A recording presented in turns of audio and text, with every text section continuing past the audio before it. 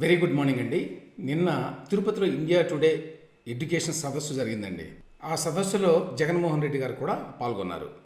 India టుడేలో senior journalist అయినటువంటి రాజ్దీప్ సర్దేశాయ్ గారు స్వయంగా వచ్చి మరి జగన్మోహన్ రెడ్డి గారితో స్టేజ్ మీద ఒక ఇంటరాక్షన్ కూడా జరిపారు. అన్ని పత్రికల్లో దీనికి సంబంధించిన వార్తలు వచ్చినాయి. ఇందులో రెండు ఉన్నాయండి ప్రధానమైన అంశాలు. ఒకటి ఏంటంటే ఎడ్యుకేషన్ గురించి వాళ్ళు మాట్లాడింది, రెండవది పాలిటిక్స్ గురించి వాళ్ళు మాట్లాడింది. సో మనం రెండింటిని విడివిడిగా చూద్దాం. ముందుగా ఎడ్యుకేషన్కి సంబంధించి రాజ్దీప్ సర్దేశాయ్ మంచి జర్నలిస్ట్ అండి, బ్యాలెన్స్డ్ జర్నలిస్టు. కానీ ఇక్కడ మాత్రం నాకు ఒక సమస్య ఉంది రాజ్దీప్ సర్దేశాయ్ గారితో. ఏమిటంటే అది ఇప్పుడు ఎడ్యుకేషన్ కాంక్లేవ్ అనేది పెట్టి తిరుపతిలో ఆంధ్రప్రదేశ్ ప్రభుత్వం దగ్గర డబ్బులు తీసుకొని దానికోసం 4 సెషన్స్ పెట్టారు 2 డేస్లో.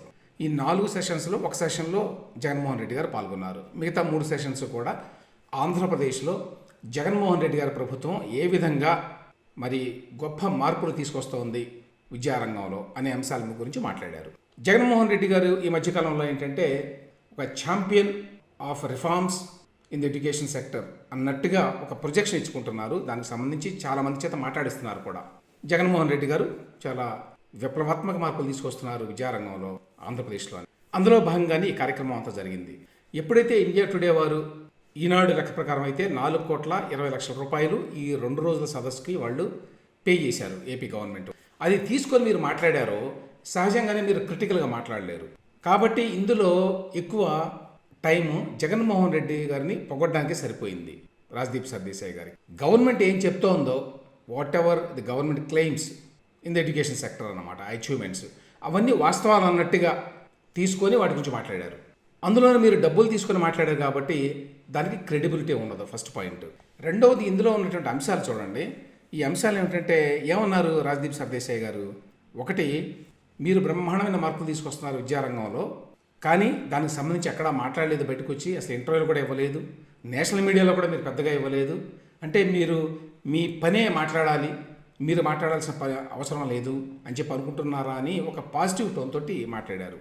కానీ మరి రాజ్దీప్ సర్దేశాయ్ గారికి తెలిసి ఉండాలి, జగన్మోహన్ రెడ్డి గారు అధికారంలోకి వచ్చిన తర్వాత ఈ 4.5 ఏళ్లలో ఒక్కటి కూడా ప్రెస్ కాన్ఫరెన్స్ నిర్వహించలేదు. ప్రజాస్వామ్యంలో అది కనీసమైనటువంటి కర్తవ్యం అధికారంలో ఉన్న వాళ్ళకి. జాతీయ స్థాయిలో నరేంద్ర మోదీ గారు మరి ఇన్నేళ్ళు ఆయన అధికారంలో ఉన్నాడు, 9.5 ఏళ్ల పాటు, ఒక్కసారి కూడా ప్రశ్న అడ్రస్ చేయలేదు. అంటే తాను సబ్జెక్ట్ చేసుకోలేదు స్క్రూటనీకి అనేటువంటి విమర్శ జాతీయ స్థాయిలో అన్ని పత్రికలు చాలా భారీతం చేస్తుంటాయి. అందులో రాజ్దీప్ సర్దేశాయ్ గారు కూడా ఉన్నారు. ఈయన అసలు ఒక్క ప్రెస్ మీట్ కూడా పెట్టలేదు ఎప్పుడు మోదీ గారు అని చెప్పి. మరి జగన్మోహన్ రెడ్డి గారు కూడా ఒక్క ప్రెస్ మీట్ కూడా పెట్టలా. ప్రస్తుతం ఇంటరాక్షన్ అనేది లేదు. ఆయన ఓన్లీ గవర్నమెంట్ డబ్బులతోటి ఒక మీటింగ్ పెట్టుకొని బటన్ నొక్కేటువంటి కార్యక్రమం పెట్టుకొని అందులో తనకి ఇష్టారాజ్యంగా ఏకపక్షంగా మాట్లాడతాడు. దీనికి ముందు కూడా ఒక సభ జరిగిందండి, గవర్నమెంట్ సభ, ఈ బటన్ నొక్కుడు కార్యక్రమం. అందులో కూడా ఆయన గతంలో లాగానే అందరినీ విమర్శించాడు. చంద్రబాబు నాయుడు గారు అన్నారు, పవన్ కళ్యాణ్, దత్తపుత్రుడు, ఇట్లాంటివన్నీ కూడా మాట్లాడాడు ఆయన. కాబట్టి ఇంతవరకు ప్రెస్ ఎదురుగా నిలబడి ఎక్స్పోజ్ చేసుకున్న తాను నేను సమాధానాలు చెప్తాను అని చెప్పి ముందుకు రాలా. ఆ విషయం తెలుసా లేదా రాజ్దీప్ సర్దేశాయ్ గారికి అనే విషయం మనకు తెలియదు.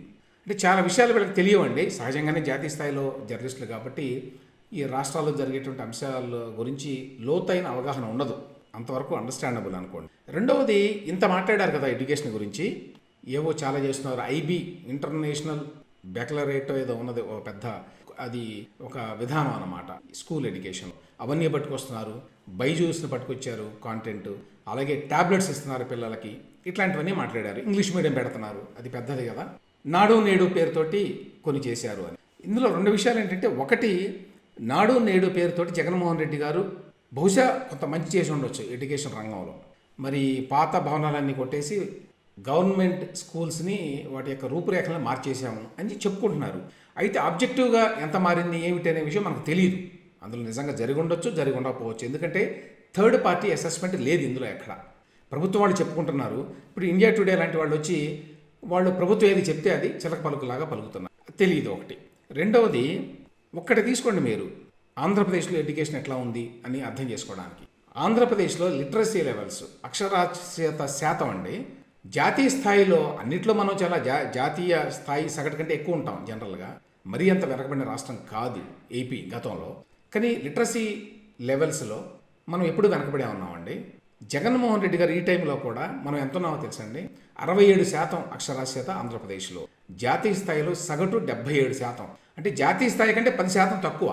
చాలా రాష్ట్రాలు జాతీయ సగటు కంటే ఎక్కువ ఉన్నాయి. తమిళనాడు, కేరళ ఇట్లాంటివన్నీ కూడా 77% కంటే ఎక్కువ మంది అక్షరాస్యత. అక్షరాస్యత అంటే ఏంటండి? చదవడం రాయడం వచ్చిన వాళ్ళు అనమాట. అంతే, అంతకుమించి ఏమీ లేదు. అది కూడా లేదు ఆంధ్రప్రదేశ్లో. 67% మందికి మాత్రమే అక్షరాస్యులు ఆంధ్రప్రదేశ్లో. దానిని జగన్మోహన్ రెడ్డి గారు అధికారంలోకి వచ్చిన తర్వాతే అదేమీ పెరగల ఆ సంఖ్య. మరి ఇన్ని చేస్తామని చెప్పారు కదా. గతంలో చంద్రబాబు నాయుడు గారు ఉన్నప్పుడు కూడా అది పెరగలేదండి, ఇప్పుడు పెరగల. 67% దగ్గరే కొట్టుకుంటున్నాం మనం ఇంకా. అట్లాంటప్పుడు మరి విద్యారంగంలో గొప్ప మార్పులు తీసుకొచ్చారు అని చెప్పి ఎట్లా అంటారు? అది ఒక సమస్య. రెండవది ఇక పాలిటిక్స్. ఈ పాలిటిక్స్కి సంబంధించి అన్ని పేపర్లో కూడా ఏమొచ్చిందంటే కొంచెం నెగిటివ్ ప్రొజెక్షన్ చేయడానికి ఈనాడులోనూ జ్యోతిలోనూ జరిగింది. అదేంటంటే ఇప్పటికిప్పుడు దిగిపోవాల్సి వచ్చిన విచారం లేదు అని ఒక మాట అన్నాడట జగన్మోహన్ రెడ్డి గారు. దాన్ని ఏదో నెగిటివ్గా ప్రొజెక్ట్ చేయబోయారు. నా ఉద్దేశంలో నేను చూసిన దాని ప్రకారం అయితే పాలిటిక్స్కి సంబంధించి జగన్మోహన్ రెడ్డి గారు కొంచెం రీజనబుల్గా బ్యాలెన్స్డ్గానే మాట్లాడాడండి. ఆయన మాట్లాడే మాటలన్నీ కూడా. ఇప్పుడు కేంద్రంలో బీజేపీకి మేము అంశాల వారీగా మద్దతు ఇస్తున్నాం అన్నాడు. గతంలో అదే మాట చెప్పాడు, ఇప్పుడు అదే మాట చెప్పాడు. మీకు ఎవరు ప్రత్యర్థులు రాష్ట్రంలో? బీజేపీ, కాంగ్రెస్ లేక తెలుగుదేశం అంటే బీజేపీ, కాంగ్రెస్కి మా రాష్ట్రంలో పెద్దగా ఏమీ మద్దతు లేదు. మాకు ప్రధాన శత్రువు ప్రత్యర్థి తెలుగుదేశం, జనసేన కంబైనే అని చెప్పాడు. అది కూడా వాస్తవమే, అందులో ఏ అతిశయోక్తి లేదు. దాంతోపాటు ఒక్కటే ఏంటంటే ఇది కూడా ఎక్కువ ప్రశ్నించలేదు రాజ్దీప్ సర్దేశాయ్ గారు. చంద్రబాబు నాయుడు గారి మీద కేసులు, ప్రతిపక్ష నాయకుల మీద కేసులు పెట్టడం, జైలుకు పంపించడం ఇట్లాంటి వాటి మీద నాకు అసలు ప్రతీకారమే లేదండి. ఓన్లీ సిఐడి వారు ప్రభుత్వ యంత్రాంగం వాళ్ళు చేసుకున్నారు, నాకేమీ సంబంధం లేదు.